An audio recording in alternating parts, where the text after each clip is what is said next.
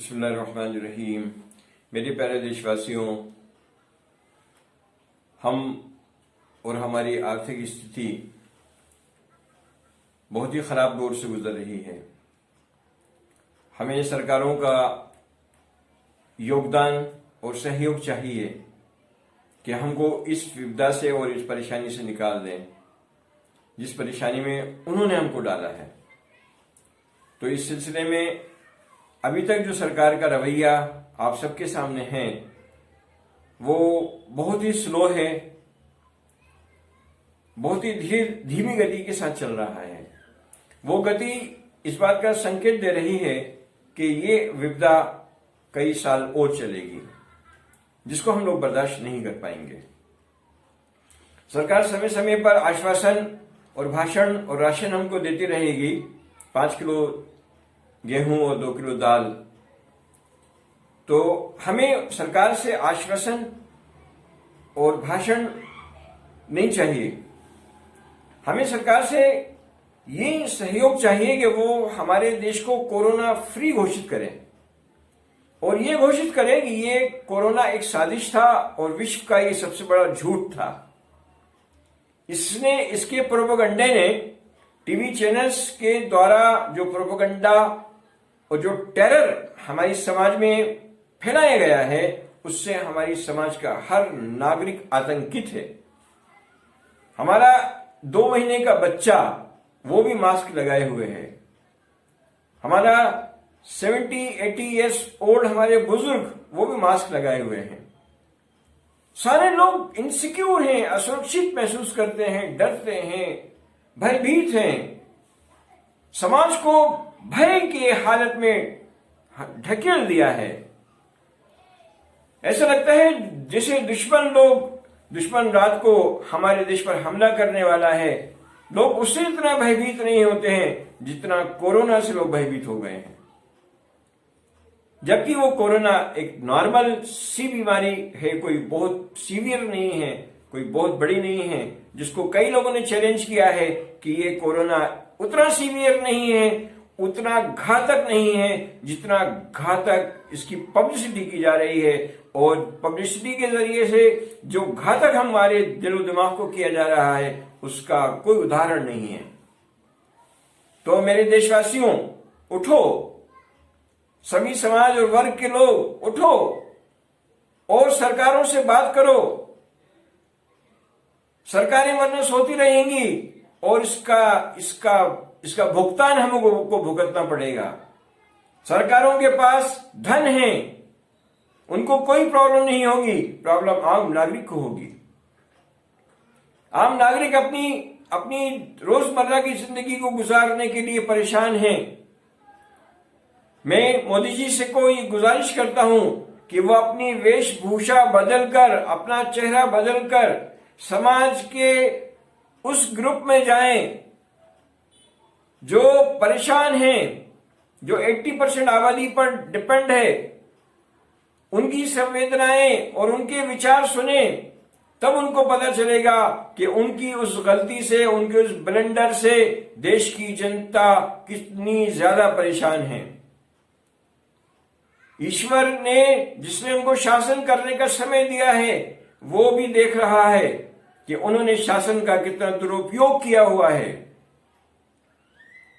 इस समय देश के तमाम नागरिक, छोटे और बड़े, व्यवसायी और बुद्धिजीवी, रतन टाटा जी, आदि गोदरेज जी, राहुल महाजन जी, कुमार मंगलम जी, नारायण मूर्ति जी, अजीम प्रेम जी और बहुत से लोग, ये सब लोग एकजुट हों, एक डेलीगेशन बनकर सरकार के पास जाएं, बात करें कि कब तक ये हम लोग इसमें रहेंगे, इसकी कोई डेट ऑफ डेस्टिनेशन तय की जाए, कोई टारगेट डेट डिसाइड की जाए।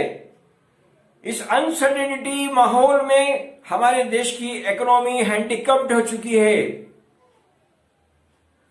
हमारी लाइफ हैंडिकैप्ड हो चुकी है।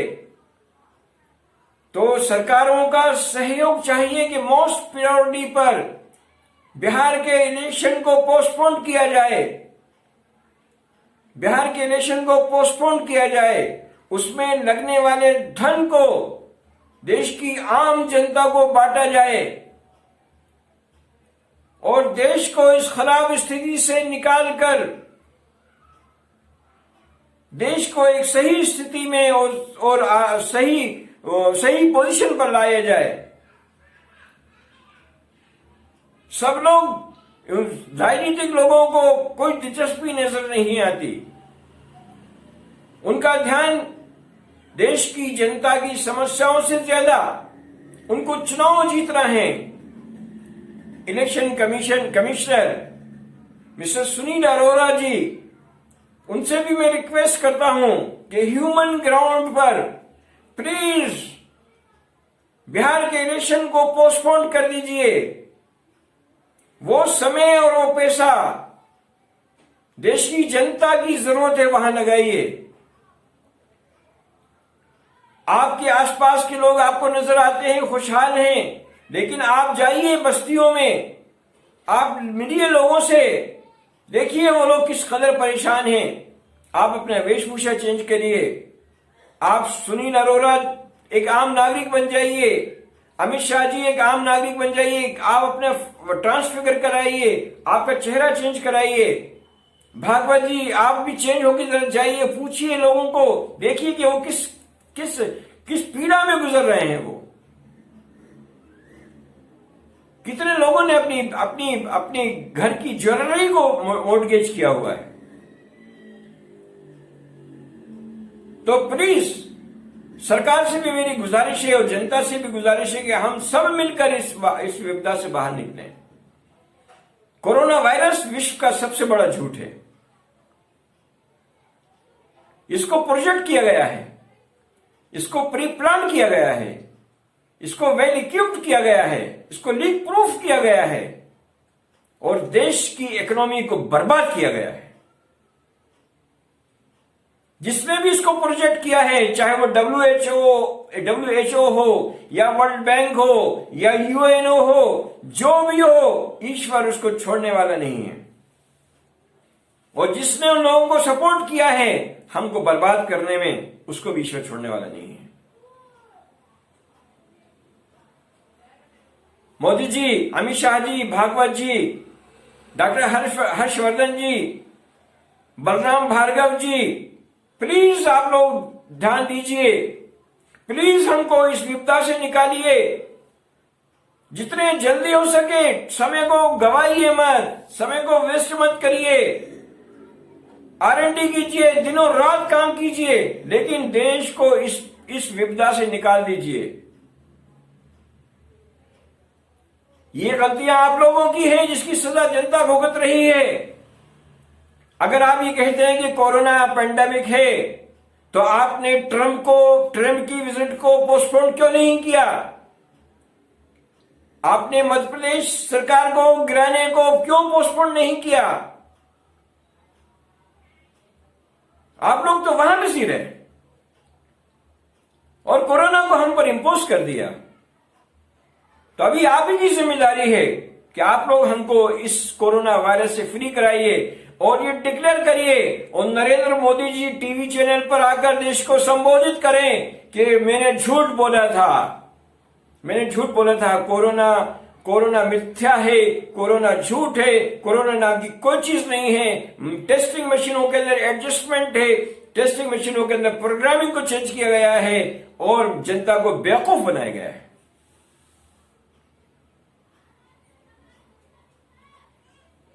ऊपर वाले से डरें जिसने ये शासन करने का समय बीजेपी को दिया है। बीजेपी ने इस शासन का दुरुपयोग किया है। 22 मार्च के बाद जिन लोगों की फैमिली सफर हुई हैं और जिन फैमिलीज के प्यारे बहन और भाई, बाप और पड़ोसी और दोस्त और पति जो अपनी जान गंवा बैठे हैं, उनकी बद्दुआएं और उनका अभिशाप बीजेपी और आरएसएस को छोड़ेगा नहीं। बीजेपी और आरएसएस को छोड़ेगा नहीं। इसकी सजा जरूर मिलेगी। ऊपर वाले के यहां देर है मगर अंधेर नहीं है। 1925 से आरएसएस अपनी हुकूमत बनाने की कोशिश कर रही थी। ऊपर वाले ने एक चांस दे दिया कि बनाओ, चला के बताओ। तुमने क्या किया? तुमने सिर्फ हिंदू और मुस्लिम पॉलिटिक्स की। तुमने देश का कोई उद्धार नहीं किया। तुमने हिंदू भाइयों का कोई उद्धार नहीं किया। आज हिंदू भाई सबसे ज्यादा कर्जदार है। आज हिंदू भाई सबसे ज्यादा बेरोजगार है।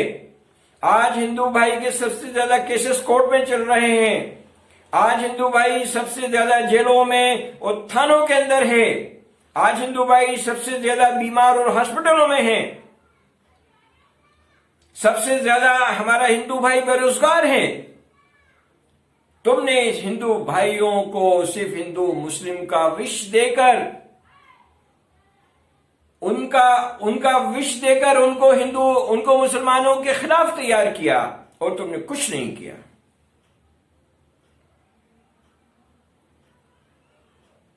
इसका जवाब तुमको देना पड़ेगा। तुम ये नहीं सोचोगे ये हुकूमत तुम्हारी है और ये भारत तुम्हारा है। ये भारत किसी का नहीं है। ये भारत उसका है जिसने इस भारत को बनाया है, जिसने भारत की जमीन को बनाया, जिसने भारत के आसमान को बनाया, जिसने भारत के समंदर को बनाया, जिसने भारत के इंसानों को बनाया। वो ही रब्बुस समावात है और वही रब्बुल अर्द है और वही रब्बुल आलमीन है। तुम इसके मालिक नहीं हो।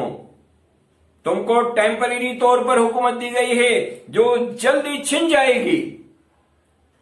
अल्लाह ताला जालिम और जुल्म को पसंद नहीं करता, चाहे वो जालिम या जुल्म मुसलमान के जरिए से हो या क्रिश्चियन के जरिए से हो या हिंदू के जरिए से हो या बुद्धिस्ट के जरिए से हो या ज्यूस के जरिए से हो।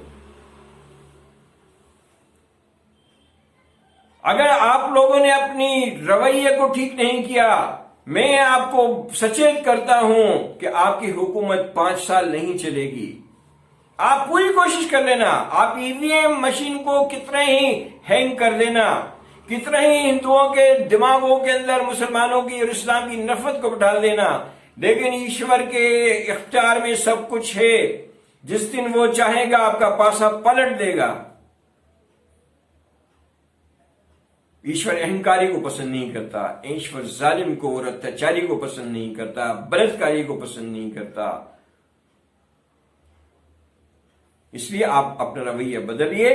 हमारे देश को इस कोरोना वायरस से फ्री करिए, इसको घोषित कराइए, हमारी लाइफ को नॉर्मल करिए, हमको अपने काम धंधों पर वापस जाने दीजिए और हमारे दिलो दिमाग से इसका खौफ निकालिए। यह आपकी जिम्मेदारी है। मेरे भाइयों, आप सब उठो। सरकारी कानून का ध्यान रखते हुए, उनकी सीमाओं का पालन करते हुए अपनी आवाज को बुलंद करो। अगर आपने आवाज बुलंद नहीं करी, ये कोरोना वायरस की विपदा और इसकी परेशानी और इसके बुरे परिणाम हमको कई सालों भुगतना पड़ेंगे और हमारे आने वाली जनरेशन को भी भुगतना पड़ेंगे। इसलिए आप लोग खड़े होइए ईश्वर के लिए। ईश्वर भी देख रहा है कि ये बंदे क्या कर रहे हैं। ईश्वर हमारी भी परीक्षा ले रहा है। हम जुल्म के खिलाफ क्यों आवाज नहीं उठा रहे? मोदी जी हमको बेवकूफ बना रहे हैं और हम बेवकूफ बन रहे हैं। वो बेवकूफ बनाते रहेंगे और हम बनते रहेंगे। याद रखो, कभी भी हमारा उद्धार नहीं होने वाला है। तो मैं आप सबसे रिक्वेस्ट करता हूं कि आप सब लोग अपनी आवाज उठाइए और सरकार को मजबूर करिए कि हमारे देश को कोरोना वायरस से स्वतंत्र किया जाए, इसको फ्री किया जाए।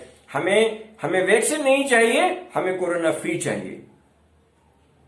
हमारा आम नागरिक वैक्सीन को खरीदने को एफोर्ड नहीं कर सकता। हर नागरिक के पास इतना पैसा नहीं होगा कि कोरोना की वैक्सीन खरीद सके। इसलिए प्लीज आप सब लोग उठिए और बात करिए और आगे आइए। मैं अपने लेवल पर पूरी कोशिश कर रहा हूं। मैं आवाज उठाए हुए हूं और आवाज उठा रहा हूं और मैंने अपनी ये ड्यूटी बनाई है कि मैं कोरोना वायरस के लिए अपने देश को इस परेशानी से निकालने के लिए मैं अपने आप को डिवोट करता हूं, मैं अपने आप को समर्पित करता हूं। मैं इस पर लगा रहूंगा और लगा हूं जब तक कि मेरे देश की जनता इस विपदा से बाहर नहीं आएगी। तो आप सब लोग भी इस पर कोशिश कीजिए और हम ऊपर वाले से मदद मांगते हैं, ऊपर वाले से प्रार्थना करते हैं कि ऊपर वाला हमारी मदद करे और हमारी हिफाजत करे और हमको जल्द से जल्द इससे निकाले। आमीन। Thank you very much. Bye.